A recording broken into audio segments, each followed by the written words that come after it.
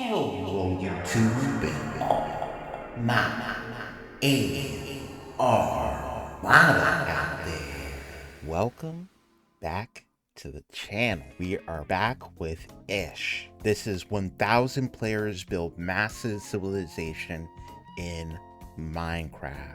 You guys really enjoyed my reaction to Ish's Rich and Poor 1,000 players simulate civilization video, and so I thought, hey, why not watch this video that was released 2 years ago by the creator. If you enjoy my reactions to Ish, hit that like button and subscribe today. Join the Alyn Armada. Let's go ahead and get started. In the biggest social experiment ever done in Minecraft, I scattered 1,000 people across 4 massive islands to simulate a realistic civilization. The players were given no help or guidance, and just like in real life, if you die, you remain dead forever. No! Now, each player has the freedom to do whatever they want. Gather resources, join a society, become a dictator, or if it comes down to it, go to war. With so many people on each island, anything can happen. But I can promise you one thing. This event ended up having the most entertaining story arc I've ever seen. You do not want to miss this. So pick a nation to root for and enjoy the video. I present to you. Yes, please. The link to this video will be in the description below. If you haven't checked it out already, go subscribe to Ish. Also, go grab some snacks, go grab some drinks, because this is a long one. It's a movie. Let's get started. The 1,000 player civilization experiment. I recognize the name. Don't forget, if you want to participate in these videos, join my Discord server, and of course, subscribe to my channel. All right, everyone ready to be teleported? Jump if you're ready. Okay, here we go. Oh, I'm in. On day 1, all 1,000 players were teleported to their islands, each its own biome. We had plains, desert, snow, and jungle. This is such, like, I know I tricked off of this last time, but just the sheer scale of this project is so mind-numbing. This is huge. Most players spent the first day scouting their island, searching for a place to settle, but almost immediately we started to see people dying, and oddly they were all coming from the snow island. It turned out people were freezing to death after getting stuck in powdered snow, which looks exactly like regular snow but sucks you in like quicksand. Yep. This guy tried I to hate free it. his friends. Oh no. Even worse for the poor people on the snow island, trees were almost nowhere to be seen. The desert island also had very few trees, which players... You know, even though it's not rich versus poor, it still has the same concept because of the where they spawned. Like, this is unequal, right? There are people who spawned right next to resources, and there are people who didn't. Needed if they wanted to get wood. But the places where players did find trees quickly became extremely valuable hotspots for groups to settle at and colonize. Look at all these people coming together. Community crafting. They're making progress. Meanwhile, the people on the jungle island had essentially unlimited trees and were thus already thinking about other things. What did you say your plan was? I'm gonna take over the world. This is my right-hand man. Oh no. Oh no. I already know this Wizok is gonna be a problem. I already know. I just seen in the last one. Hello, right-hand man Darbo. Don't talk to him. Did I not predict the whole plot of the last one with Fluxion? Or Fluxion? Did I not predict that he was going to need to start an uprising by causing some kind of... Well, I'm not going to spoil. You guys need to watch that video. He doesn't speak. While having a lot of trees did seem like an advantage at first, many jungle people found the island to be difficult to traverse, given the immense amount of trees and the hostile mobs that would spawn on the surface due to lack of sunlight. This fear of traveling also made it more difficult for jungle people to talk with each other, since players could only read chat messages from people 100 blocks away from them or less. Although frankly, at least they didn't have to see what me and the admins were looking at. Lastly, we get to the Plains Island, and boy was it different from the others.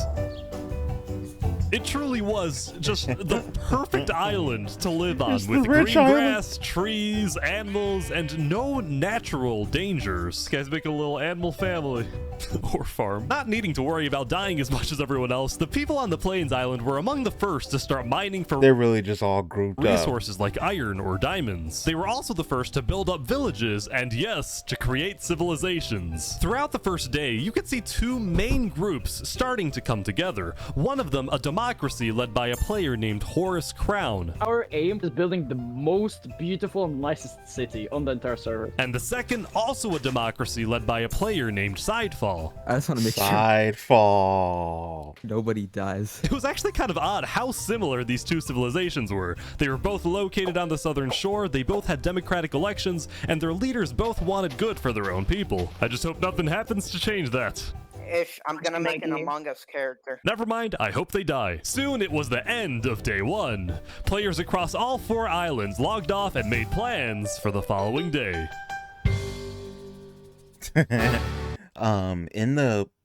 In the interview that he did with, and I hope I'm not getting it wrong, but I believe it was more Swamp, he mentioned that there's a record time of 2 to 3 hours each day for the players.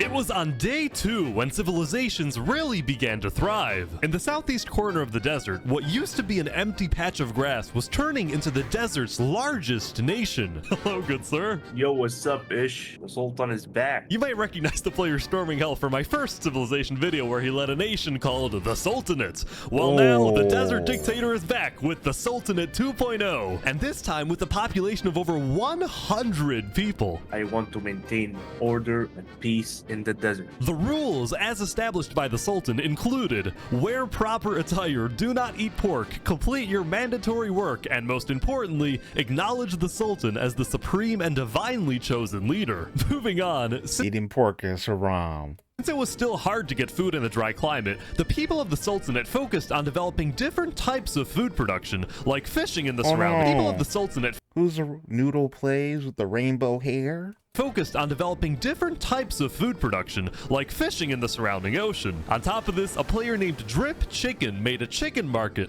although when I checked it out myself, it turned out to be a very different type of market. Welcome to Los Pollos Hermanos. Thank you. No.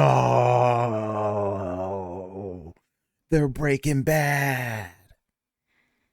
They're Breaking Bad. You guys were recommending that I watch the Canadian drug cartel video. Or something like that. They were Breaking Bad in Ish's competition. You guys were recommending I watch that. Alright, I know I'm kind of late in this video, but if this video does well enough and you guys suggested enough in the comments, I will watch that whole video. I will. Would you like some totally legal sugar? Anyway, we finally go back to the Snow Island. gosh. As I was flying around, I found what I can only describe as a British shrimp. Is the cold climate really the best place for a shrimp? I mean, depends. But look at my little friend over here, you know? Wait, who's your friend? Underneath? Yeah, he's fully here. He's literally... Oh. he's chilling. Oh, he's up here now. No, my fish buddy.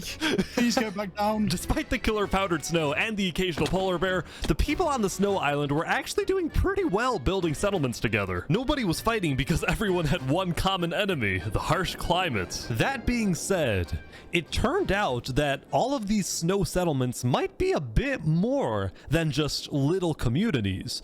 On day 2, rumor was getting out about a conspiracy that, despite them all being spread out across the entire island, a lot of these snow settlements were actually all being run by one single person whose goal was to unify the entire Snow Island under one mighty empire. This person's name was Alyn, and he was running this entire empire recruitment operation from an underground bunker where he felt he was safe for the time being. Essentially what he would do was hold meetings with people who were already leaders of their their own settlements and convince them to merge their civilizations with his empire so they would be stronger together. He would give these leaders orders to fulfill, and in exchange, they would be guaranteed high-ranking positions in the empire. If this empire Oh, is that the Discord?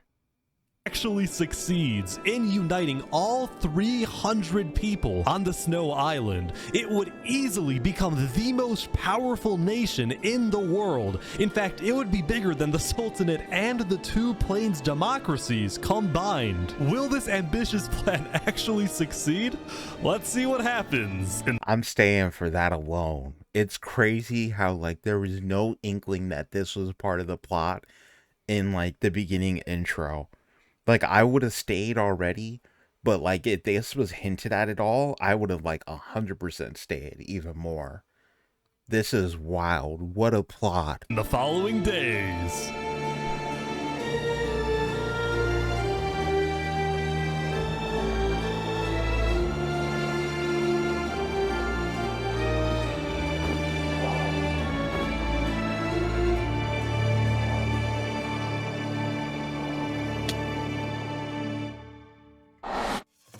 We've now covered the politics of every island except for the jungle. The jungle. So, what's going on here? Well, quite frankly, I had no freaking idea. It was chaos. There were about 30 different camps and tribes spread out across the entire island, and a lot of them were in constant fights with each other. Ooh.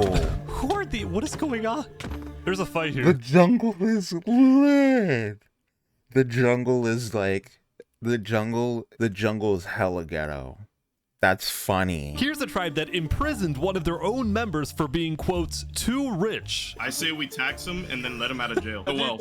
Boots, take your shoes. So overall, there was chaos, nobody trusted one another, and to add to this, nobody wanted to travel too far into the jungle because they were scared of rogue tribes and especially hostile mobs. In fact, we actually had to remove creepers on day 3 because they were killing too many people. Oh, the jungles, yeah, because of the trees. The trees cause more shadow patches, so they're able to spawn, and, you know, mobs are able to last longer, especially the skeleton mobs. Now, there were actually 2 tribes that were considered the most influential in the jungle. The first, a river-based settlement called the Sea People, whose leader was killed almost immediately by a random rogue tribe. The new leader, Yeetspeak, dedicated his rule to maintaining order, but also to keeping his people happy by setting up events like stand-up comedy nights. I got a few jokes about unemployed people. Oh wait, none of them work. The second influential tribe was located in the dead center of the jungle, and it was what appeared to be a Hey, at least he didn't say the J slur. faction revolving around the worship of a player named Seth. Hello, Mr. Job.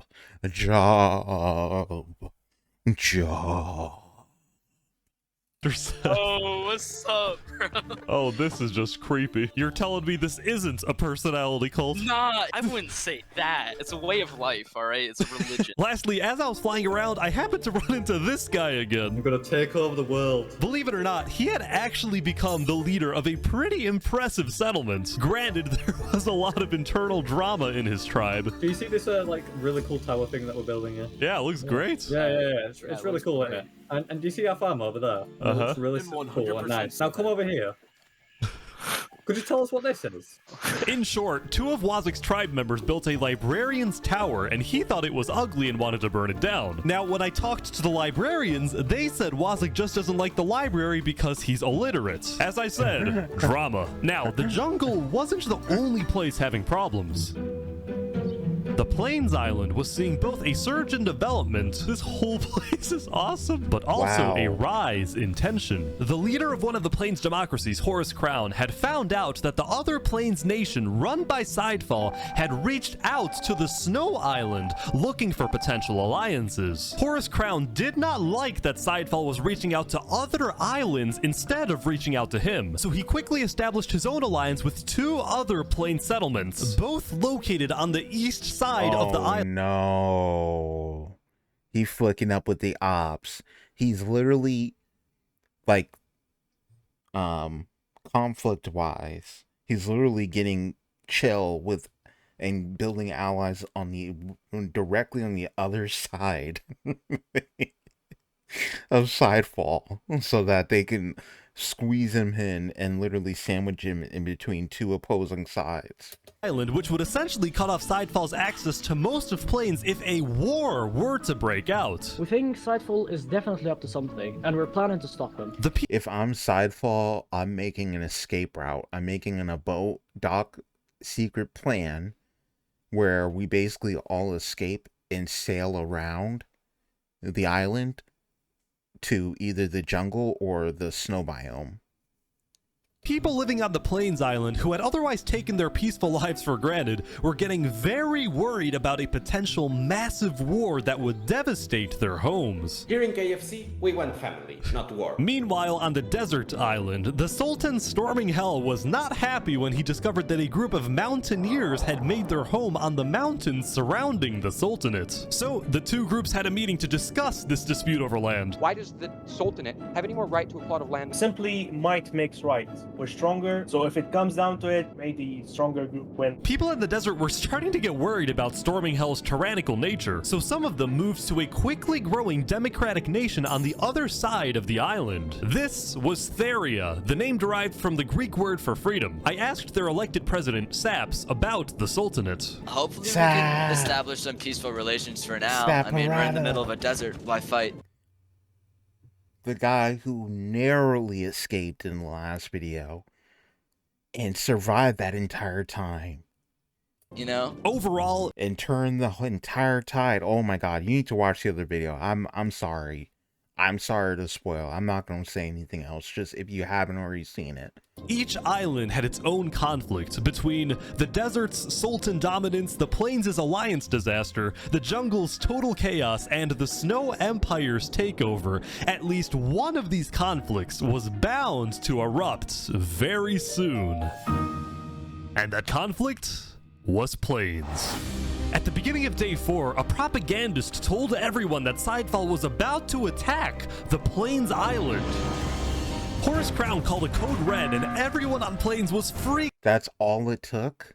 out, including these guys at the center of the Plains Island who built a tavern on a lake. I spoke with the— You know what's crazy?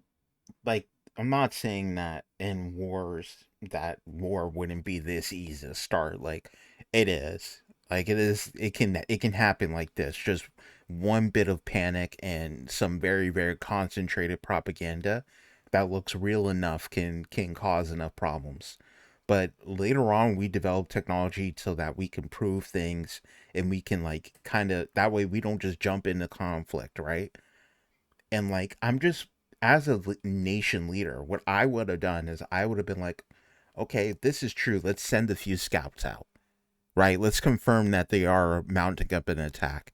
We might lose those scouts. Hopefully they come back. If they come back and they say it looks all good, then we don't need to freak out. But no, they were all like, we got this. This guy's saying it, so we need to. The bartender. Welcome to the tavern. I hope go. you can enjoy a nice beer since it might be our last. So at this point, you're probably wondering, what was Sidefall actually doing? Well, it turns out Sidefall was just as confused as everyone else since he had no plans to attack anyone. The propagandist had lied. I have no clue what these guys are talking about. I don't want to attack anyone. I don't want a civil war. You were framed. I can't believe it. So now, both sides were gearing up for a war over nothing but a miscommunication. And all throughout, Spood.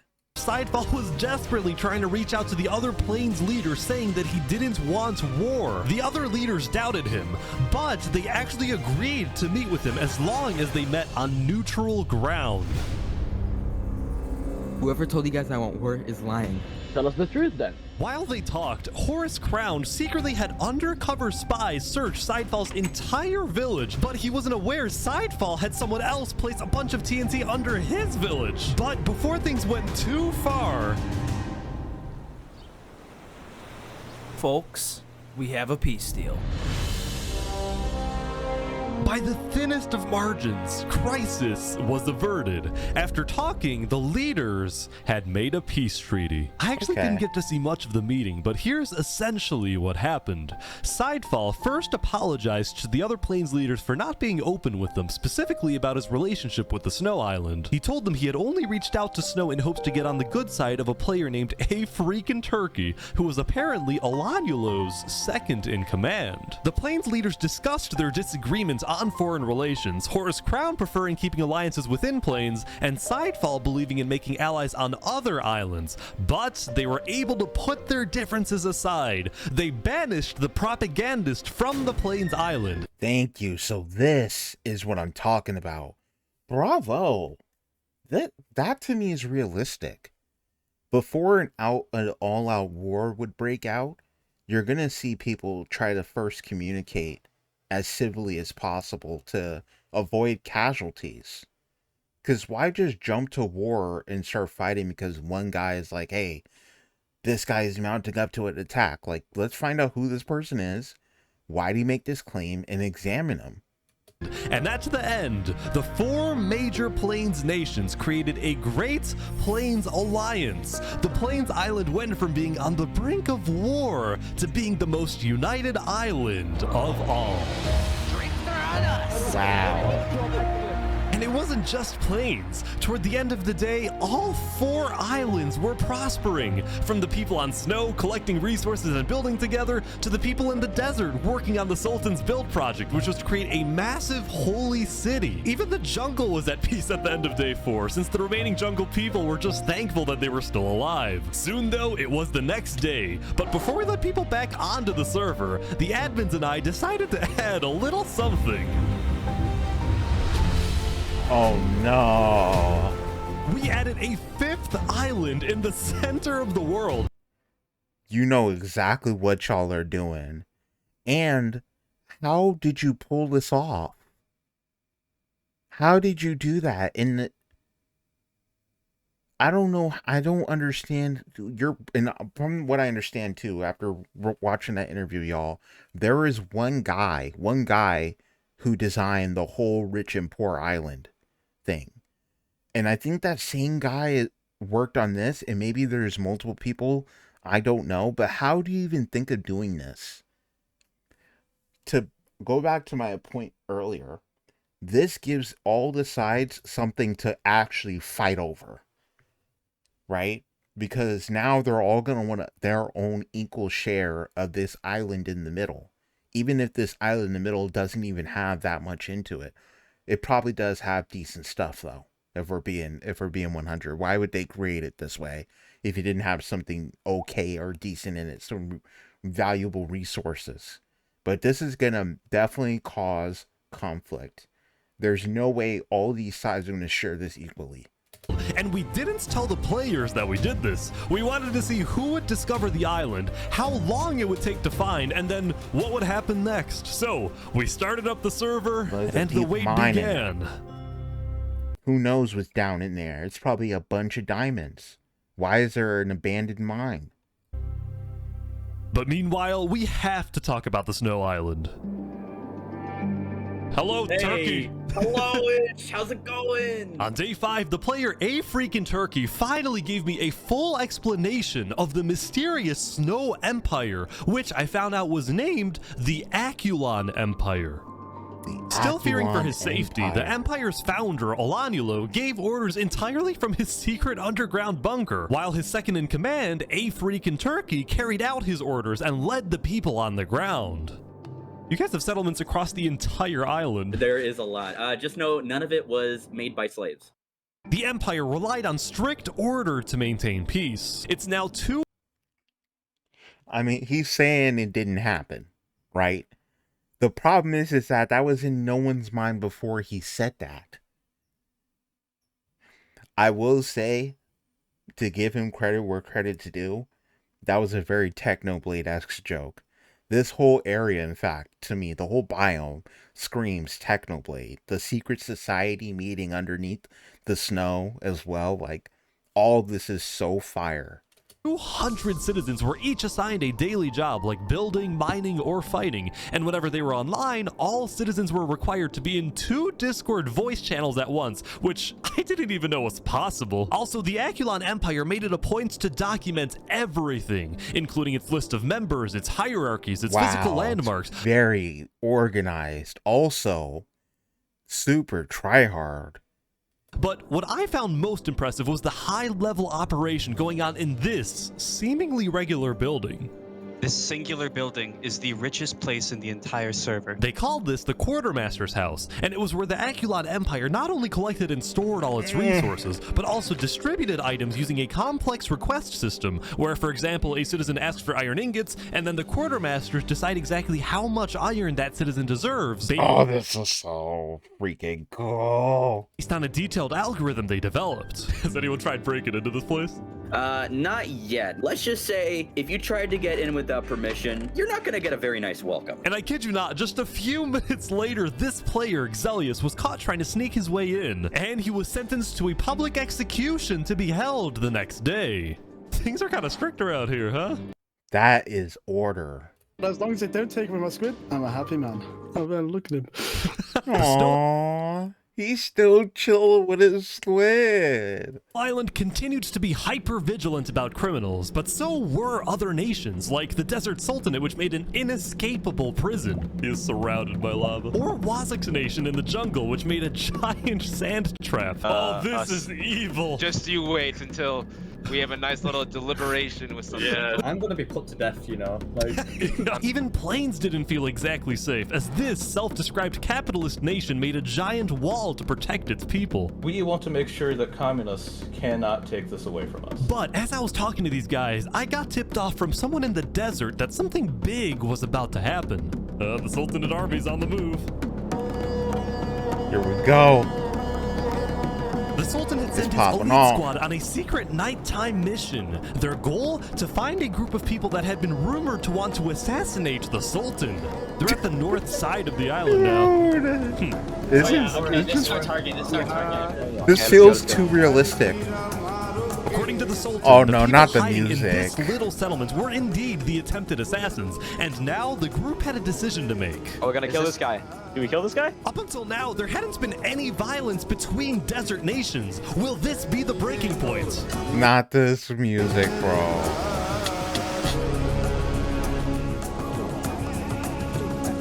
We are showing the desert that if you make plans to kill me, justice will come for you. The Sultan's elite squad spent the rest of the night raiding the settlement, but during their chase of another suspected assassin, they ran, literally, into a major dilemma. We know he's running to Syria. The guy— I love his name, Quinoa Falafel. His name is Quinoa Falafel. Are you kidding me right now? That name is so fire. The guy they were trying to kill was running toward the democratic nation of Theria to get asylum I need you to survive, there. The Sultanate is really about to roll up on Theria. Holy, you have a fire name. A major conflict? But the Sultanate's army didn't care. They barged into Theria and searched every single house to find this one person, who ultimately ended up getting away. Meanwhile, the people of Quinoa Falafel ducked him. Were freaked out by the raid, but they got juked. When they looked to their leader Saps for guidance, he was nowhere to be seen. He had fled.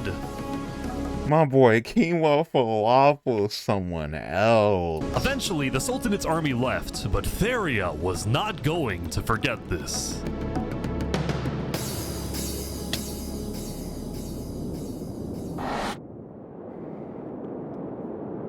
Quinoa Falafel, bro.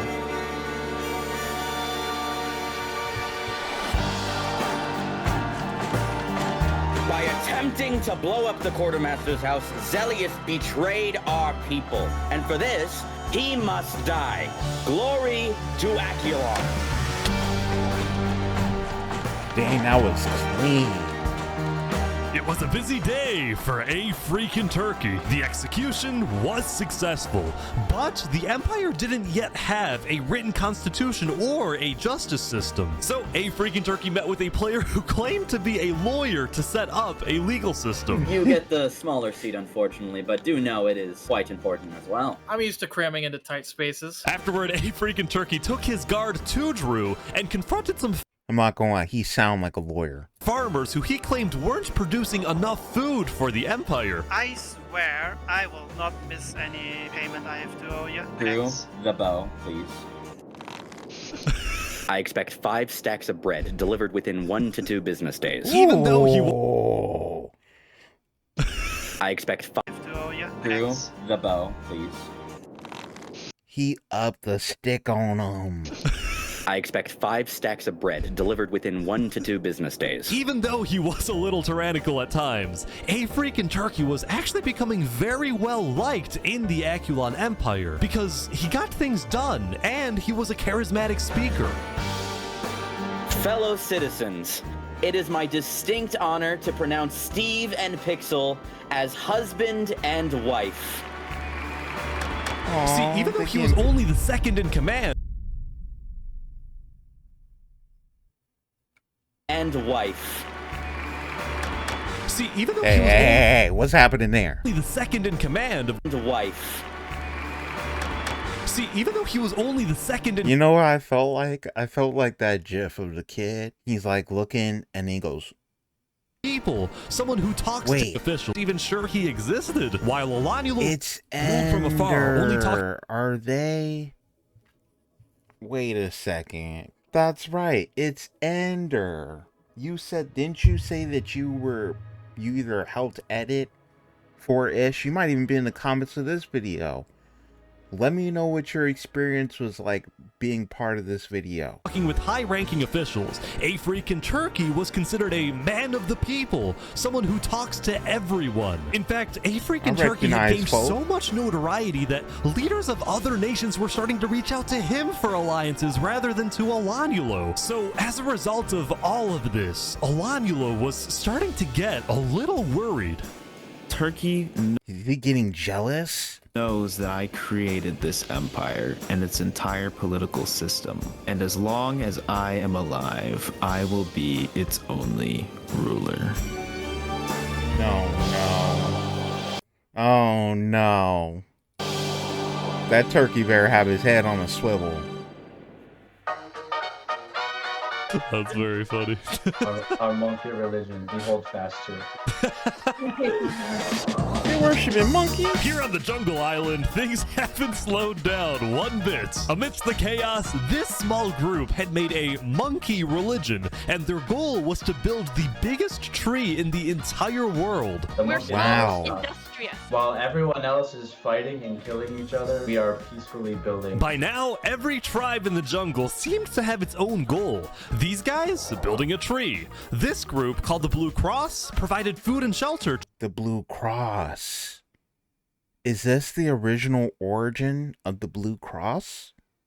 Because they're definitely in the next Civilization video or the one I just recently watched. To refugees. They're in the Rich and Poor Wazek's video. goal, which was still to take over the world, was seemingly driving him mad, especially after the librarians built a second tower. You did this out of spite, didn't you? Yeah. Well, no. Well, yeah. Overall, it seemed like there was a lot on Wazek's mind, as if he was planning something big. Meanwhile, Seth and the Sea People were still the two biggest tribes in the jungle, and both pursued very innovative political strategies. For example, Seth got married, but only so he could parade around the jungle and demand wedding gifts from everyone. And you know what? It freaking worked. Honestly, that's real. I hate to say it. There are some people who literally they get married, A, and B, they will have children. Not even just only because they want to do that for goals, but because of how it makes them look in society and what comes with that. And also the parties and the gifts and the money, the people saying good job. Like, that's the reason why they get married and have children. They don't do it for actual fulfillment or inner fulfillment or to raise kids or to raise a productive member of society. They do it for the gifts and the charms. The Sea People, on the other hand, had taken on a massive goal, which was to finally end the chaos in the jungle, and they did this by sending out stealth groups and hunting down thieves, murderers, and anyone who they claimed did wrong. However, and to add on top of that, sorry, this is a random point, but you'll know when someone's like that when they'll have like their list, their baby shower list of gifts, of things that they want for that, generated before they've even gotten pregnant. I'm not even joking. That's a real thing. Some of the supposed wrongdoers they killed were actually allies of Seth. In response, Seth demanded that the Sea People stop their initiative immediately, but the Sea People planned to continue.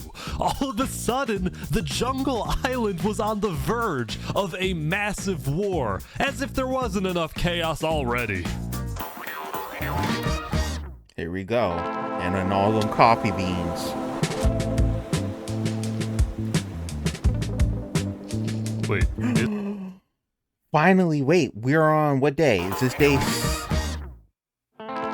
7? It took until day 7 for anyone to figure this out. Interesting. Wait, is someone actually here? I think so. Whoa, this is crazy. This is awesome, man.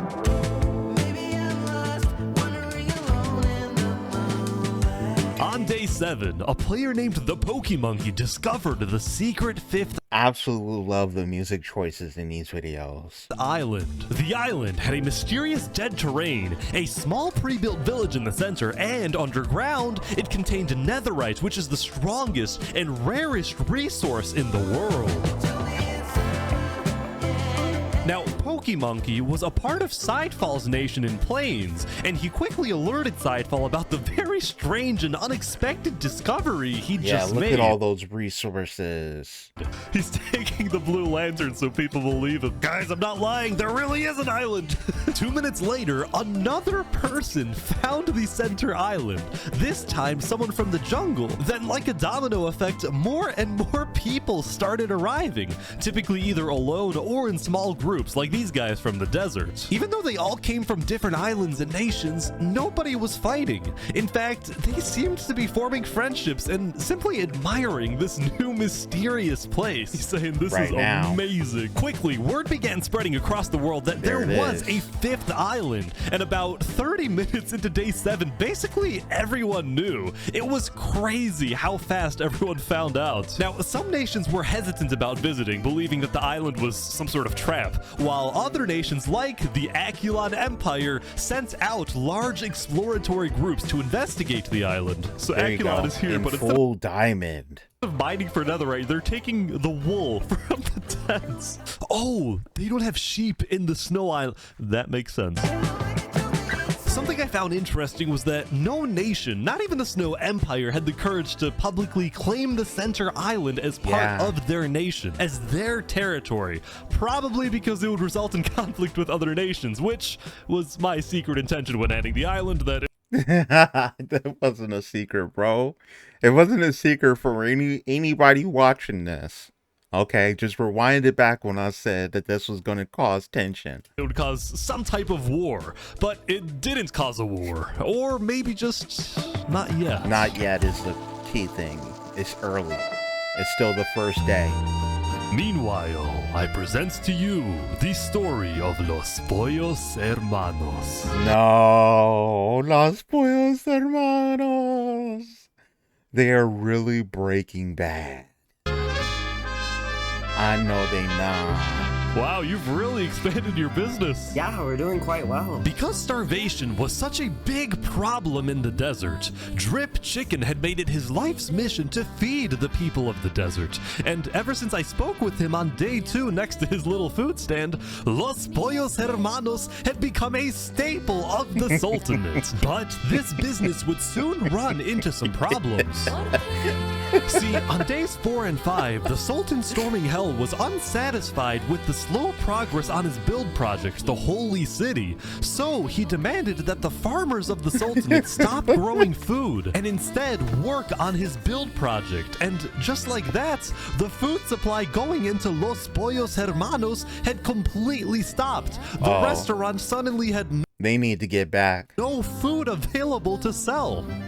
They need to get back. That's when blood will be shed. It's that simple. Blood will be shed.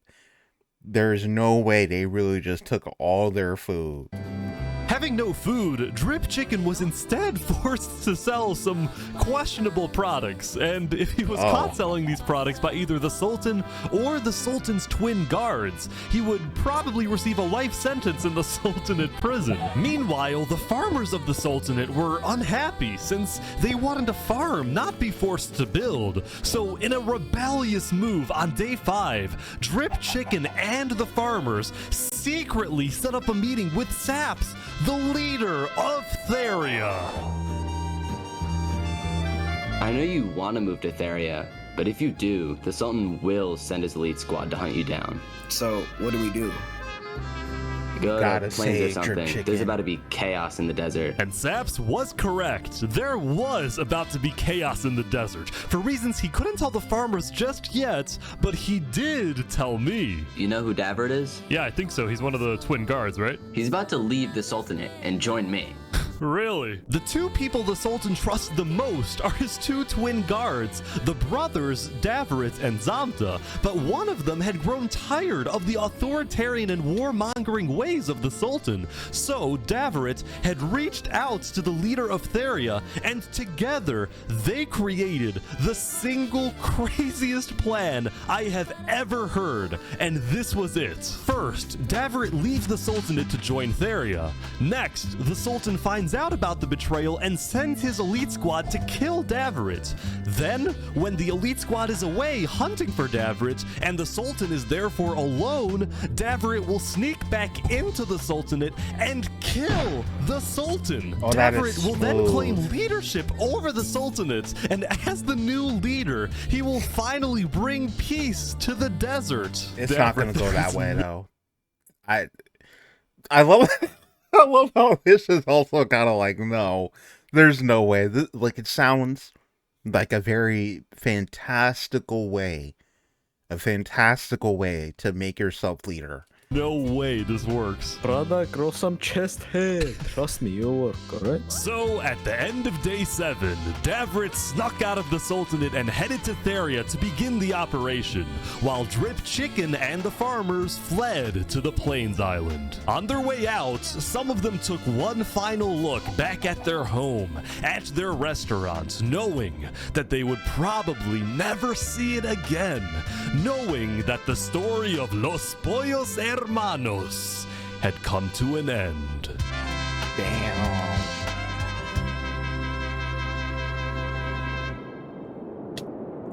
I love how they're bringing the chicken with them. To an end.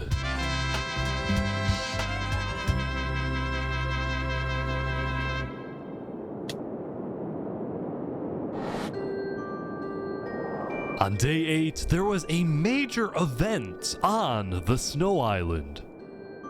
For the first time ever, Emperor Alanyulo had come out from his underground bunker. He had summoned the entire Snow Island to the Aculon castle so he could publicly be crowned as the leader.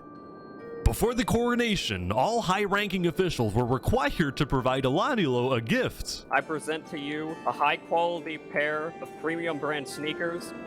Thank you, Applewood.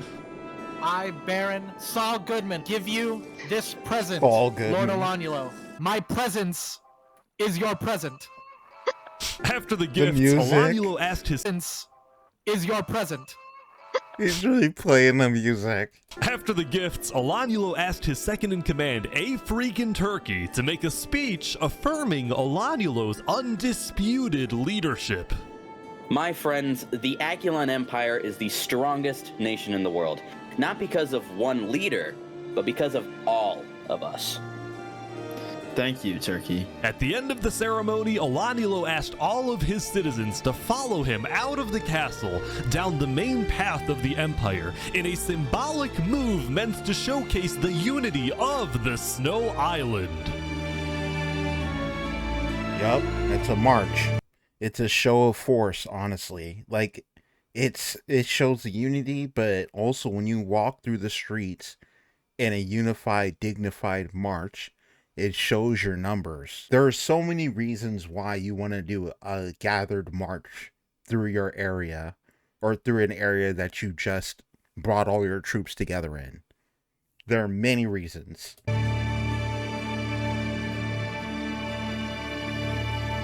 But this image of unity was only a mirage. There was a lot of discontent building within the Empire for many reasons.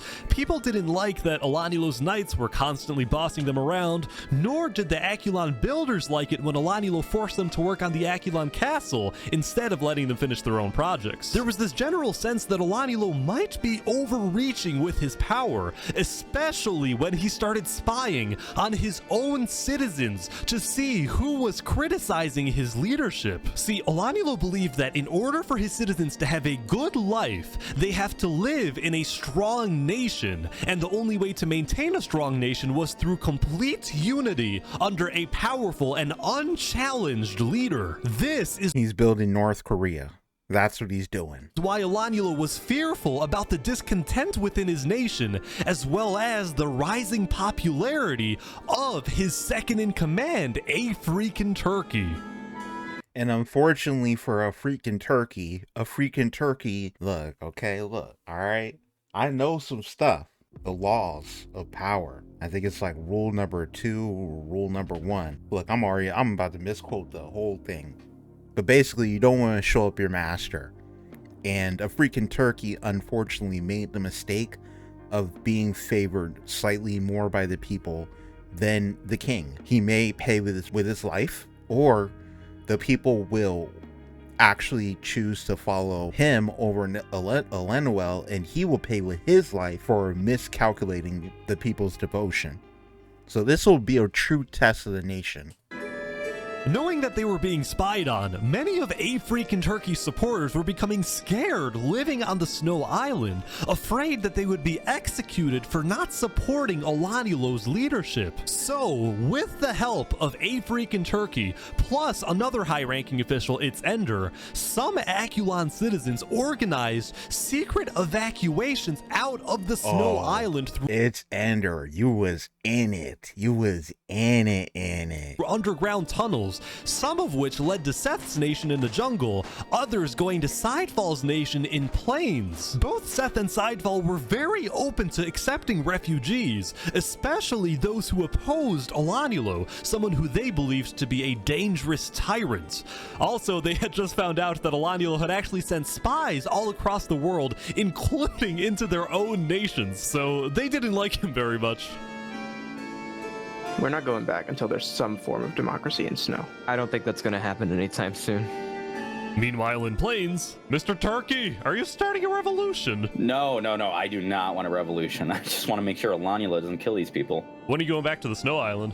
Probably tomorrow, because I'm going to try and host a meeting with Alanylo. I just think he's gone too far. So while A Freakin' Turkey stayed on the Plains Island for the rest of the day, Seth and Sidefall created the first ever multi-island treaty. This treaty not only established Seth and Sidefall as allies, but it also declared their nations refugee states, ones that are willing to accept all people fleeing from dictatorial regimes like the Sultanate or the Aculon Empire. As for A Freakin' Turkey's position in the Aculon Empire, he was still technically the second in command, but it was only a matter of time before Alanylo finds out about the missing citizens, and then it's very likely that Turkey will be stripped of his position, or be kicked out of the Snow Island entirely and become a refugee himself.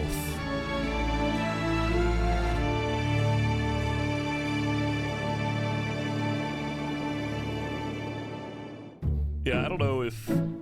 Wait, is that a basketball court. On day 8, the center island was getting a lot of visits. It's not just a basketball court. It's a giant On day 8, the center island was getting a lot of visits from curious players, and instead of fighting each other, everyone was just kind of hanging out and doing their own thing. TB, look at this.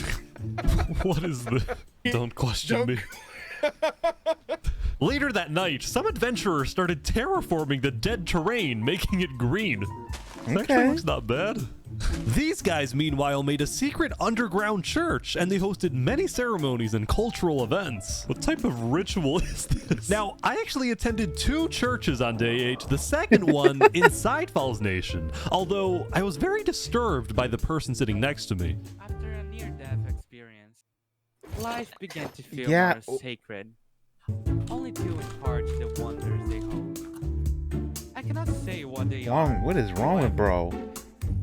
Right way to lead this world. Whoa, what did I do? They're taking him away.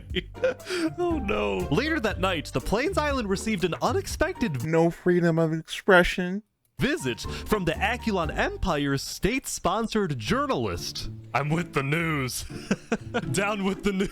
Go away, tabloids. Go away. No false news today. They're kicking out the journalists. Oh my god. Meanwhile, I ran into these Plains farmers who literally did nothing but plant wheat everywhere. Oh my god. Look at all this freaking wheat. Now, right next to the wheat field was a cookie factory in Horus Crown's nation, which took the wheat and made a variety of baked goods. See, ever since the Great Plains Alliance was signed on day 4, the people of Plains believed their island to be, for the most part, a very safe place to live, and as a result, many players felt secure enough to run their own businesses. There was the bakery, an Outback Steakhouse, boating and kayaking, 2 KFCs, and there was the most recent KFC.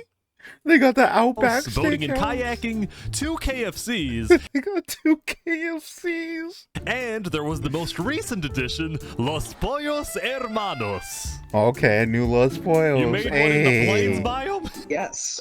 Expansion. Claiming refugee status, Drip Chicken and the Sultanate farmers received citizenship. The only way you can kill Los Pollos Hermanos is if you kill Drip Chicken himself.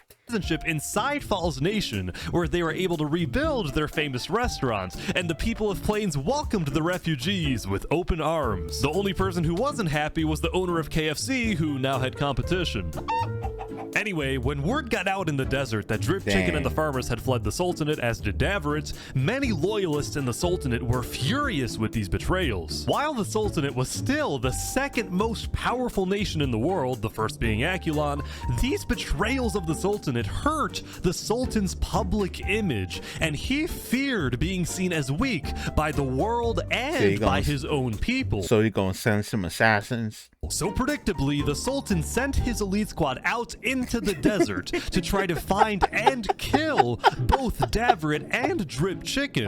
But instead of staying home in the Sultanate, this time the Sultan traveled with his elite squad. This threw a wrench into Davrit's assassination. Literally blew his whole plan. And Davrit had no choice but to keep hiding underground until he saw an opportunity to strike. Meanwhile, the leader of Theria, Saps, was extremely worried because he knew that the fate of his nation and his people rested on this assassination attempt. If it succeeds and the Sultan is killed, well, then all is well. But if it fails, it will only be a matter of time before the Sultan finds out that Saps was behind the plan, and then there is no doubt that the Sultan will seek revenge and absolutely obliterate Theria, killing not just Saps, but all his people who, by the way, were entirely innocent. Saps purposefully didn't tell any of his citizens that he was involved in an assassination plot because they definitely wouldn't approve of something that puts them in such danger. All of this tension in the desert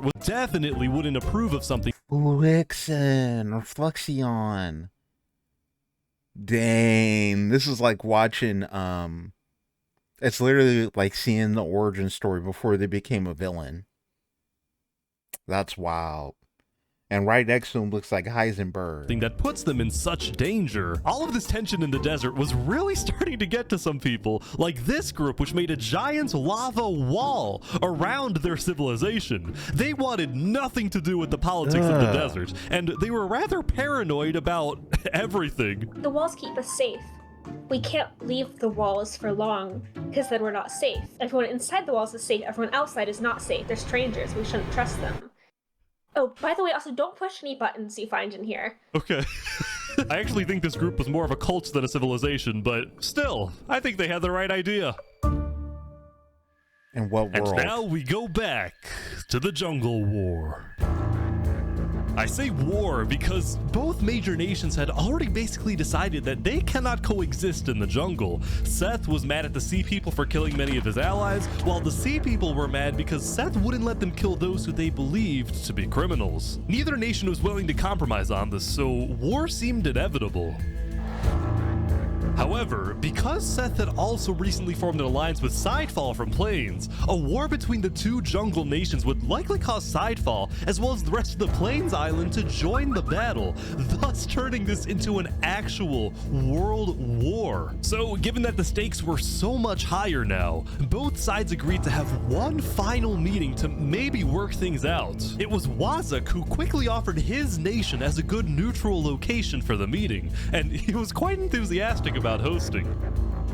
On day 8, Seth and the Sea People sent their... I don't like this. Like I said about Wazak, like I said we should watch him. He was saying he was going to take over the world. He had one person with him. Then we went back to him and he had a whole nation. Now bro is saying that he wants to host probably the most important meeting in the world at his spot. Nope.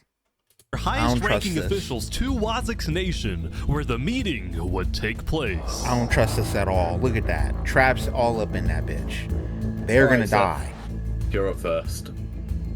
I think the Sea People are killing people for a lot of irrational reasons. So, you know, as an example, right, they had 5 stacks of cookies taken from them. That takes like 3 minutes to get, bro. And he's like, I don't think you should murder someone over that. We requested he give it back, and he basically said no, so he was put on KOS and we killed him. So that was exactly what Seth just said. Let me add some context. I mean, soon the argument began to escalate. And the people you attacked were direct allies. I'm sorry, but what other ways do we have to stop the chaos in the jungle? They stole. They didn't deserve to be killed over it. Do you really want to go to war over this? Well, if you keep killing our people, then we won't just stand by and watch. All right, fine. The Sea People declare war. All right, let's do it. But before a fight could begin, Wazak yelled, "Double, no!" Oh, the ground!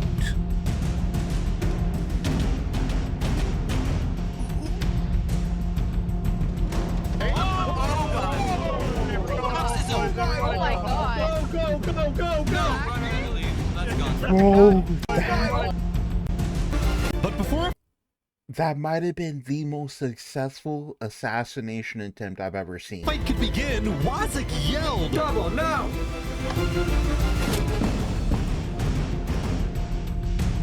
Really? The whole floor?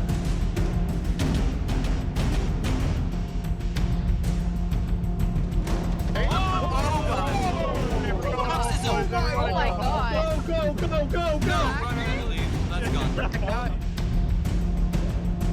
Wazak had just killed 7 people using his sand trap before getting away. Seth and the Sea People decided to put their war on hold and declared a unified worldwide manhunt for Wazak. Everyone was confused about why Wazak did this, but then I remembered something Wazak had told me the day before.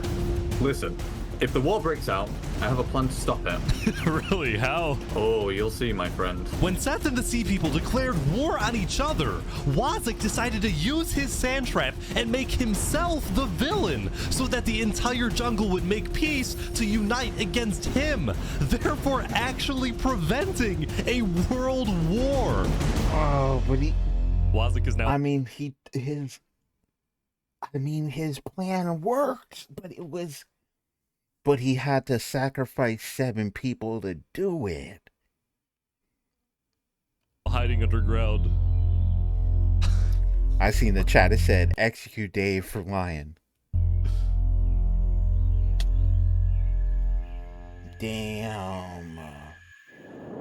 Wazak. After spending most of the previous day trying to hunt down his enemies, the Sultan storming Hell decided to take a break from the hunt and attend a wedding hosted by a small neighboring desert nation. It was a huge honor in the desert for the Sultan to visit your civilization, so there was a lot of buzz surrounding the Sultan's visit, and everyone in the desert knew he would be there. Zamta the twin guard was also at the wedding, and he was quite thankful for the break since he secretly despised having to hunt for his own brother. When the Sultan demanded that Davrit be tracked down and killed, Zamta was horrified by this order, but he kept silent, fearing that he'd be next. Zamta could only hope that Davrit was far away now, hiding in a place where the Sultan would never find him. But it turned out Davrit was not far away at all, because he was on a mission. Oh. He's gonna get it? He's actually... Bro, if Davrit pulls this off, I'm not even gonna lie. This is one of the most epic assassinations ever. Here. There ain't no way, right? There's no way. He's fully guarded. Davrit was coming to kill the Sultan, but he had to be sneaky because the Sultan was guarded by his elite team. The plan was to catch him and his team off guard since it would only take a few hits to kill him. I'm so nervous right now. Bro is really mining. Did the wedding end? The wedding's over. He's leaving. Oh, he's leaving. He's gonna miss his opportunity. He shouldn't do this. He's gonna pay with his life. Oh! He did it! Davrit! Holy crap! Oh! He's hit him so many times! Wait, Stormy's getting away? The elite team is on Davrit big time! Oh!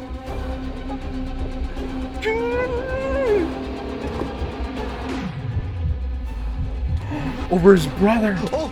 He's getting close! He's getting close! Oh, he turned around? Holy crap! Everyone's here now! This is insane! Dude, this is hella epic.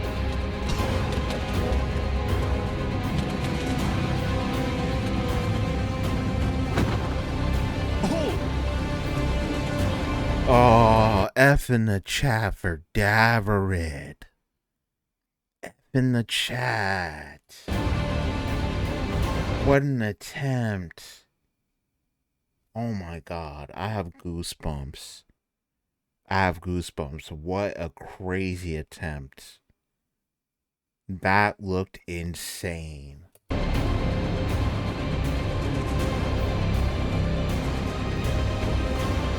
If his brother didn't stand in the way, do you think he would have got him?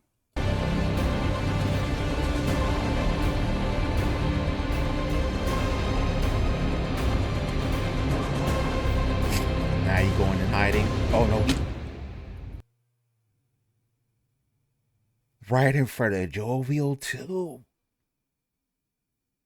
It's crazy to know what happened in the last, or not in the last, in the future video, in the rich and poor video, to seeing what he does in this one. It's insanely different. I expected him to last much longer. People are like, skill issue, bozo. Sultan's on his way back home, I think. What is happening? Dang, Storming Hell can take that W.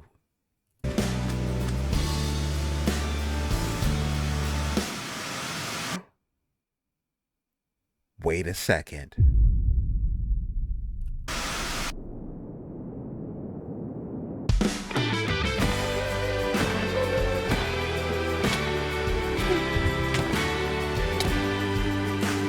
I can't scream right now. I really wish I could scream. That, oh boy. That is some Angry brothers. About the death of his brother Davrit, Zamta betrayed and killed the Sultan Storming Hell in what he called an act of revenge. All of a sudden, within the span of a few minutes, Storming Hell, Saps, and Davrit were all dead. Both the Sultan... Dang, if Sap just held on a little longer... and Theria were without a leader, and the desert island was in a state of total... That's how you know this wasn't scripted. That's how you know it wasn't scripted, because, like, there was no reason for Sap to kill himself if he believed the plan was still on. But once he saw the Davrit died, he believed his plan was over. So he gave up his life. Man, that was total so confusion. Now, because the Sultanate didn't have a solid line of succession, there was a short power struggle that ended with the Sultanate getting completely dissolved. On day 9, the second most powerful nation in the world had fallen, and most of the Sultanate's citizens ended up fleeing. That being said, it wasn't totally the end. Some who were still loyal to the late Sultan decided to form their own militias, whose only goal was to track down Zamta and avenge the Sultan. We are called by our divine leader to kill the dirty traitor. Mashallah. Theria, on the other hand, didn't dissolve and instead elected a new leader, a player named Jophiel, who was well liked and trusted in the community. Still, the people of Theria would continue to live in a state of fear, afraid they would be invaded by one of the new desert militias. Also, they would never find out why their founder Saps jumped off the Therian tower, which he did because of guilt. After he saw Daveret die, Saps believed that the Sultan would invade and destroy Theria, and he felt too ashamed knowing that he would be responsible. It was only thanks to Zamta that the invasion didn't happen. The death of the Sultan sent shockwaves throughout not just the desert, but the whole world. Many nations went on lockdown, including the Aculon Empire. While they technically weren't allies, Emperor Alyn had always admired Sultan Storminghell's strong authoritarian leadership. So after the lockdown, Alyn sent his diplomats to the desert to offer support to the Sultanate militias. At the same time, on the Plains Island, Drip Chicken of Los Pollos Hermanos was watching the desert from afar, and he was worried about these rumored desert militias. Because Drip Chicken was from the desert, he was able to educate his customers in Plains about the politics of the desert, and after Saps' death, he encouraged Sidefall to send diplomats to Theria quickly, and Sidefall did just that. On day 9, Theria officially joined Seth and all the Plains nations in the refugee state contract, and what originally started as a simple refugee agreement between Seth and Sidefall had now turned into a worldwide alliance called the Alliance of Democratic Nations, or put simply, the Allies. Wow.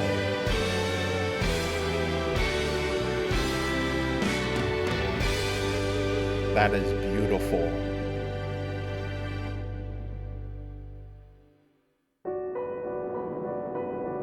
As the people of the Aculon Empire continued their daily routines, the highest-ranking officials of the Empire gathered to discuss the new existential dilemma they were now facing. The Aculon Empire had always been the most powerful nation in the world, and it still technically is, but when adding together the populations of all the states in the Democratic Nations Alliance, it is the allies that have more people overall. This made Aculon officials extremely worried. They saw this as the first legitimate threat to the regime. Alyn agreed with this view, but at the moment, his attention was on another problem entirely, the problem known as A Freakin' Turkey. A Freakin' Turkey's rise to popularity had always bothered Alyn, but now this conflict was at an absolute breaking point because yesterday, one of Alyn's spies caught A Freakin' Turkey helping Snow citizens flee the Empire. Fleeing or defecting was strictly against Aculon law. Yeah, see, I'm telling you, they're North Korea. That's North Korea. Alyn's spy also saw A Freakin' Turkey hanging out with not just Sidefall, but nearly all the major Plains leaders, which made Alyn think, is A Freakin' Turkey planning something? Is he secretly working with the allies? Is he about to orchestrate a full-scale revolution or an invasion of the Aculon Empire? These were all questions that Alyn was wrestling with, and the more he thought about it, the more he convinced himself that A Freakin' Turkey was probably committing some sort of treason and needed to be stopped.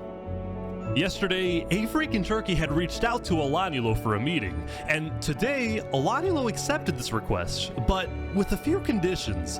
1, this meeting takes place at the Aculon castle. 2, Turkey comes alone. And 3, the meeting takes place not today, but tomorrow, because Alanylo needed some extra time for his builders to finish a certain project located on the top of the Aculon castle. I don't know if I'm agreeing to any of that. Come on now. If this isn't the most see-through trap. Why or what the strange-looking tower was, but Alanylo insisted it be completed by the time Turkey shows up. Tomorrow is certainly going to be interesting, so make sure everyone's ready. Lastly, later in the day, Alanylo sent diplomats to establish alliances with both the desert militias and with the sea people in the jungle. Alanylo appreciated the sea people's value of order, and he promised that he will help them stop the chaos in the jungle and help them catch their #1 most wanted criminal, Wazuk. The sea people accepted this alliance, but they ended up not needing Aculon's help because late into day 9, Wazuk decided to turn himself in. Okay. He's about to be executed. A guilty conscience, perhaps.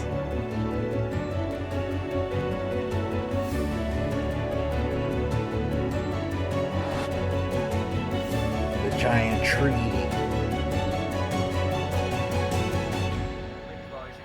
All right, Wazuk, I understand you have a prepared statement.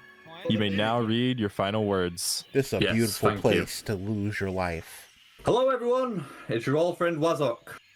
In the beginning, I wanted to rule the world. But I've made some bad decisions. And now, it's my time to go. You killed innocents. Make him speak. If there's one thing I've learned, is that time can never be your trusted friend. Yeah. People even hated.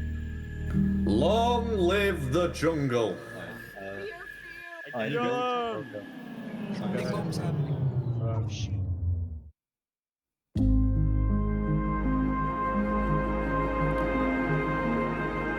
in his hand? Oh, just probably what he was reading, huh? Maybe? I don't know. There it is.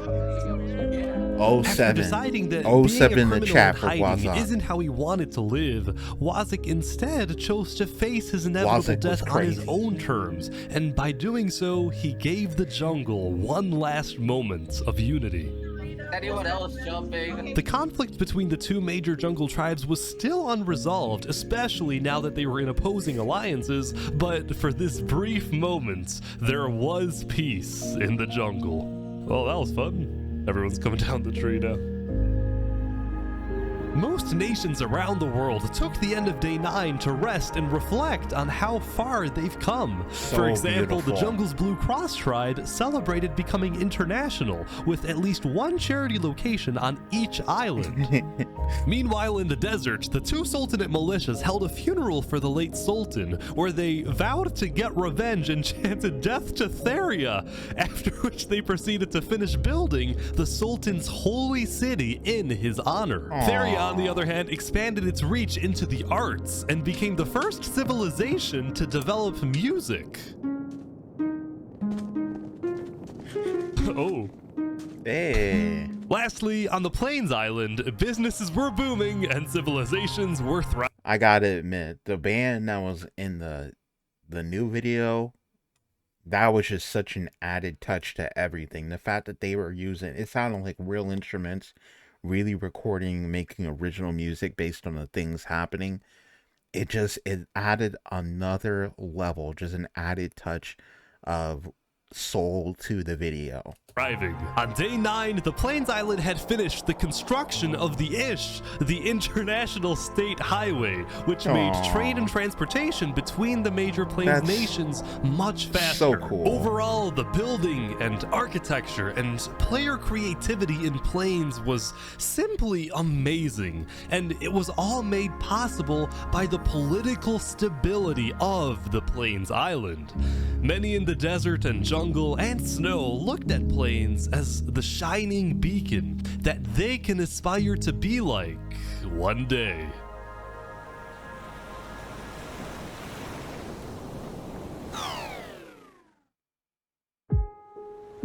Oh.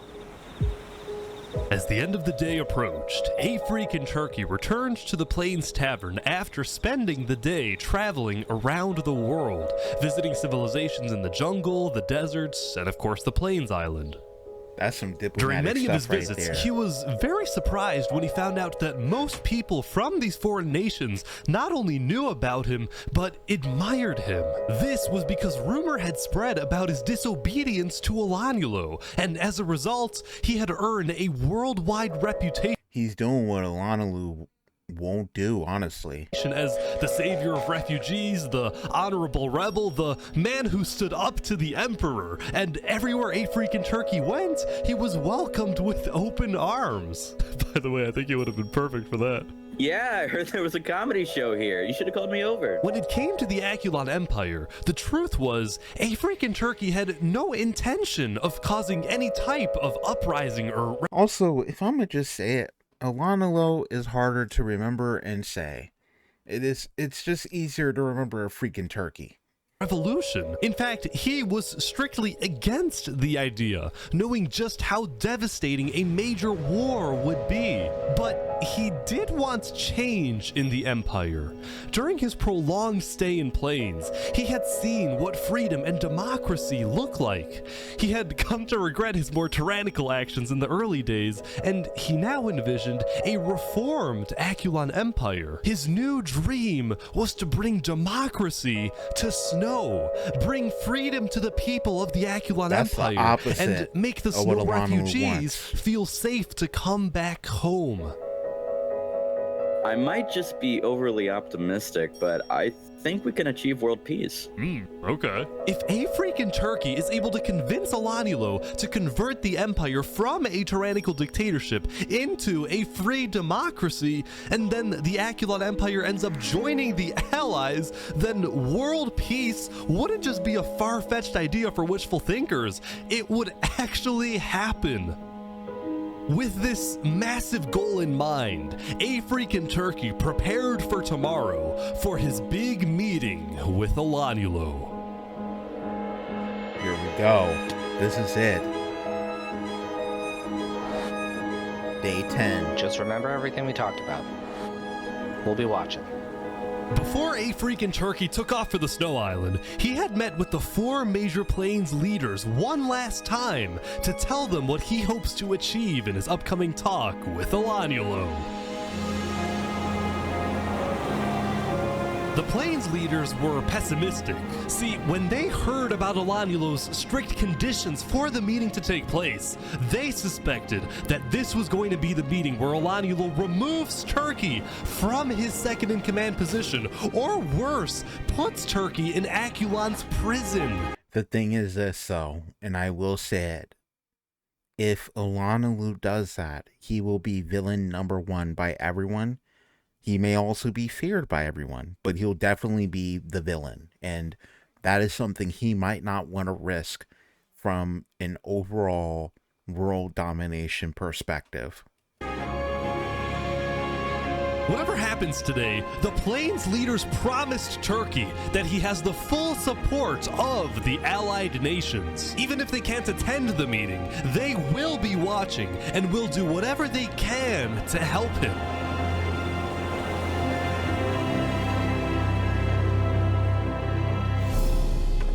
There we go. Turkey is now back on the Snow Island. I think he's going to the meeting right away.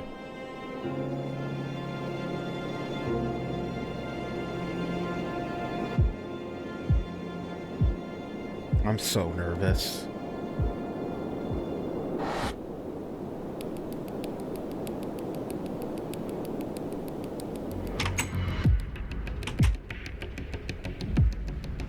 This is weird. Turkey's been at the castle for like a few minutes now, and Alyn's nowhere to be seen.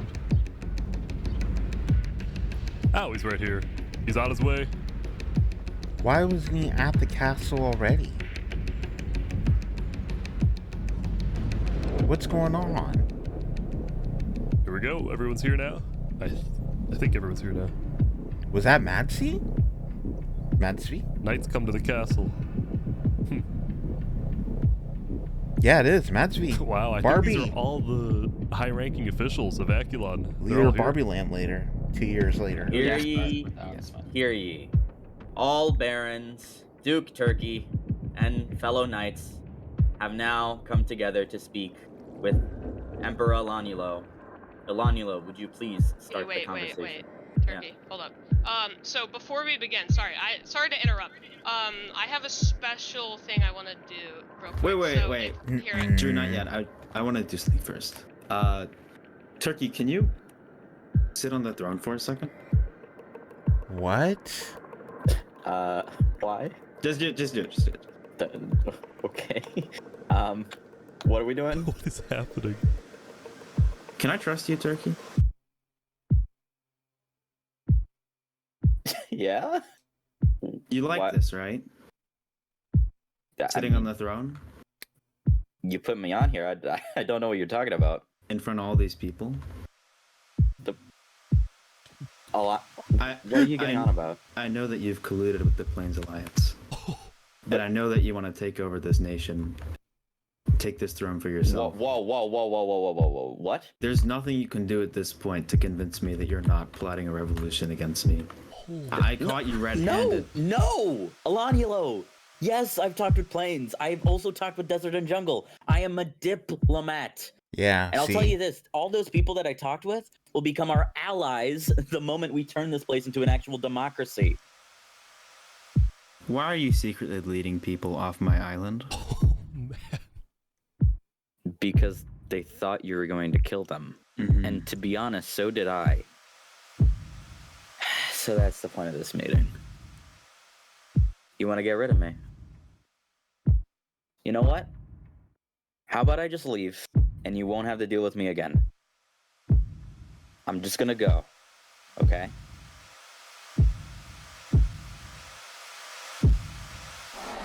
Yeah, and then you'll come back with an army. I'm sorry, Turkey. Now, here we go. They cooking that turkey. They said we like turkey legs around here.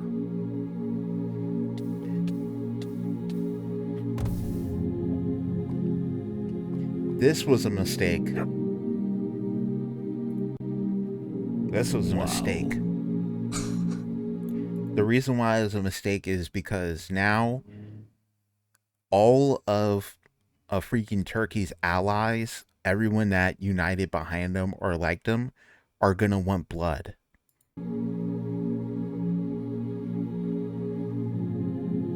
This is gonna cause a huge war. Oh, wait, and he killed who else?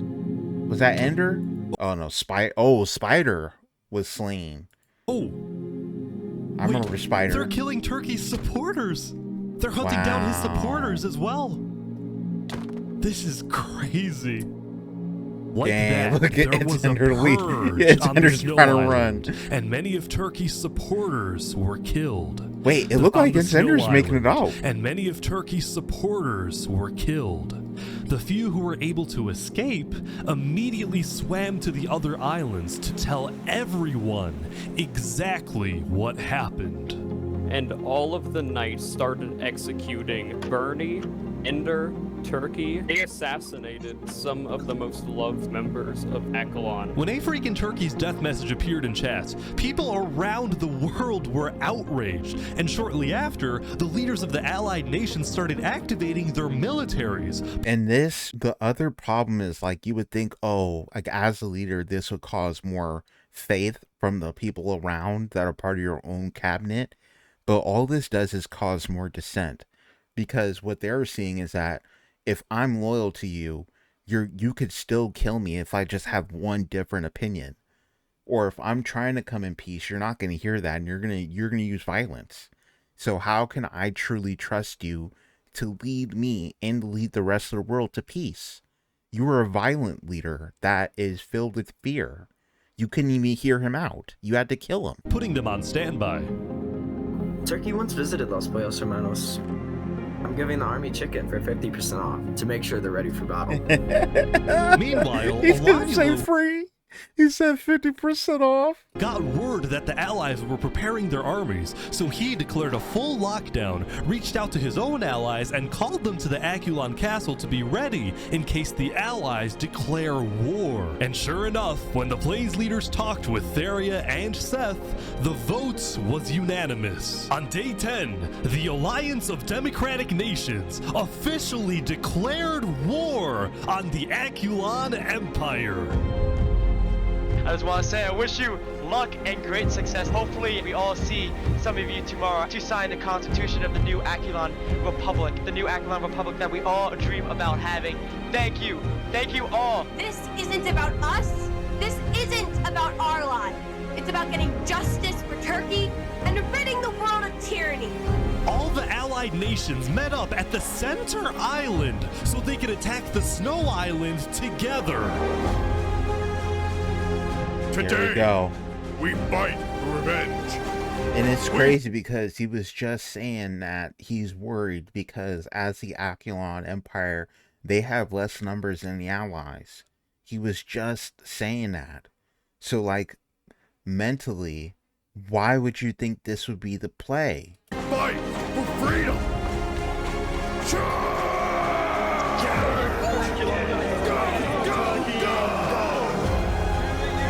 It didn't even take long. Can't believe this all in the same day. They are getting get back for real. But little did the allies know, Alyn had set a trap. The Aculon builders had taken inspiration from history and created what they called the Iron Torch, the most advanced defensive tower in the world, complete with dangerous height, sturdy walls, arrow slits, and lava cover. Why the lava crazy. cover? What is the lava cover supposed to do?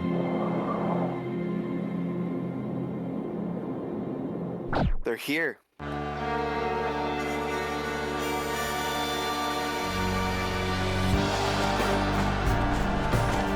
Battle of Aculon.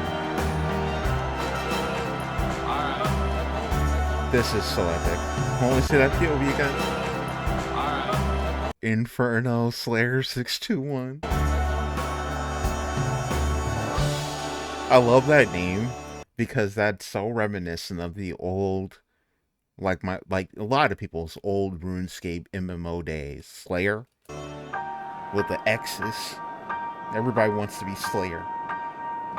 Time can never be your trusted friend or your sworn ally. My arrows. No, it's the harshest mistress of all.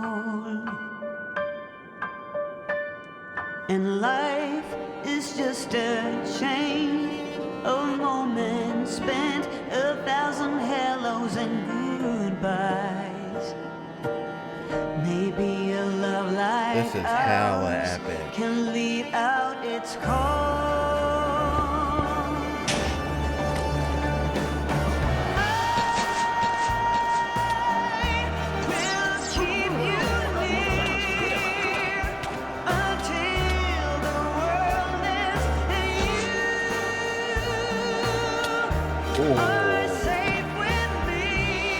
I love that shot.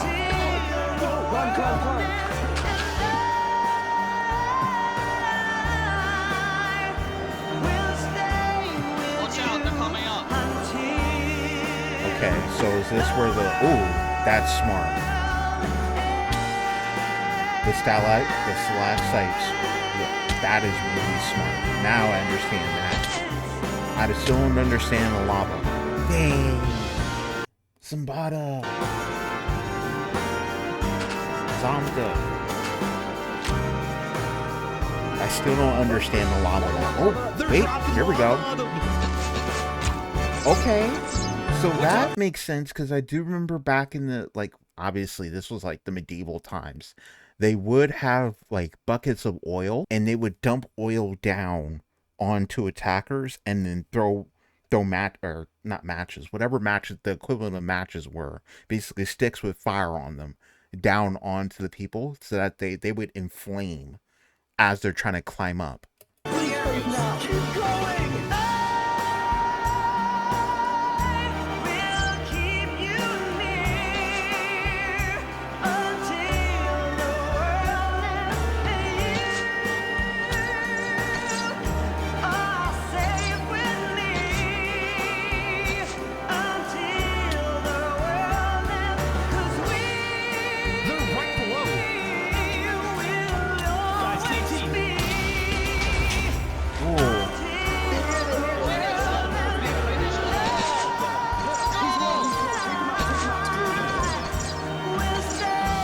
I can just see so many people accidentally getting killed.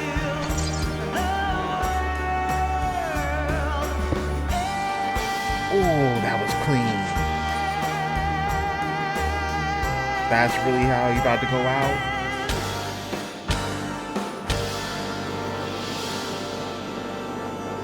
Dang, there's so much you can read into that, because you could argue that this was all his own doing. His death was his own doing. Not only did he kill a freaking turkey, inciting the get back, but also building the tower as high up as he did. And he ends up falling from a high place. You died? What? Aculon died! Yes! Bravo. Respect Soon to after Alyn died, the Aculon Empire officially surrendered. What a villain. Wait, Aculon's officials say they surrendered? Kill them. But even though Aculon surrendered, the allies didn't stop fighting. No mercy. They're all saying no mercy. What they did to a freaking turkey was unacceptable. There was a purge on the Snow Island, but this time it was the supporters of Turkey doing the killing. It's just an absolute slaughter fest. Dang. After a while, there's something really funny about him taking away all the music from all this. Island, but this time it was the supporters of Turkey doing the killing. It's just an absolute slaughter fest. Dang. Oh, wait, I liked him. Oh, he was great. I really liked that guy. After a while, the Allies had completely taken over the Iron Torch, and all the Aculon forces had either been killed or had fled the island and gone into hiding. And with that, the Alliance of Democratic Nations had defeated the Aculon Empire. What a freaking... It was only when the war ended and the clouds parted that the Allies were finally able to reflect on what they had done. They had succeeded, but they had also shown no mercy. When their enemy surrendered, they continued to be ruthless and thirsty for blood. It was as if they had become their enemy. As the Allies each safely returned to their homes, now with a clear mind, many of them felt regret. Neither side was completely innocent, and the war was complicated. But at least it was over. Wow. And the Allies had won.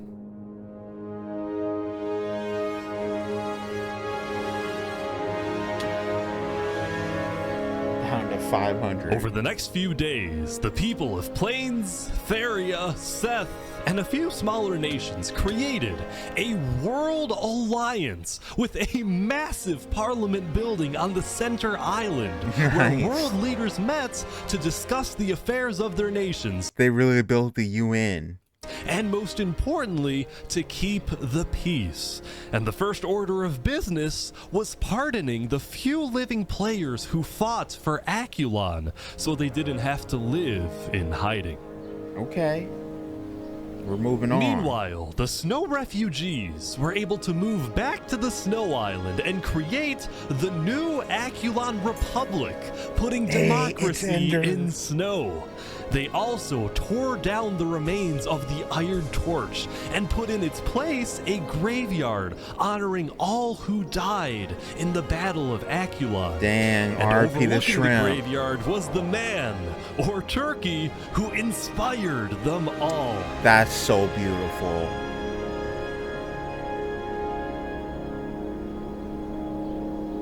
That is so beautiful. And so, the jungle went back to hosting comedy shows, the desert went back to pursuing the arts, and Drift Chicken went back to running Los Pollos Hermanos. After all that happened throughout the days, things were finally settling down.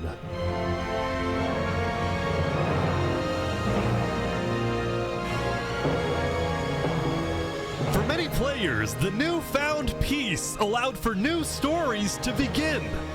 But for us, it's a good place to end.